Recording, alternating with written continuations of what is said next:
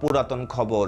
ভক্ত সমর্থকরা খুবই হতাশ হয়েছে ব্রাজিলের পারফরমেন্সে। গেল বিশ্বকাপেও যাচ্ছে তাই অবস্থা, এবার কোপা আমেরিকাতেও তাই এবার নতুন কোচের সন্ধানে ব্রাজিল।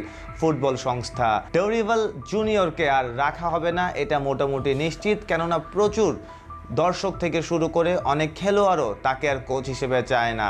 তার বাজে পারফরমেন্সের কারণে দুটি বিশ্ব টুর্নামেন্টে হেরেছে ব্রাজিল।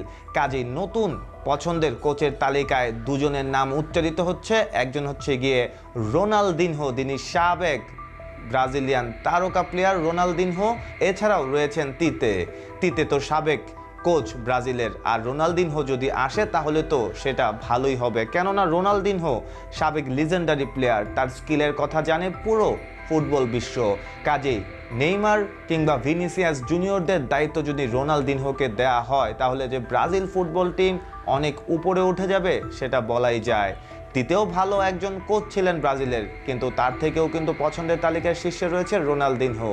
দর্শক, আপনারা কি মতামত দিতে চান? রোনালদিনহোই ব্রাজিলের কোচ হিসেবে ভালো হবে নাকি তিতে? সেটা কমেন্ট করে জানাতে পারেন।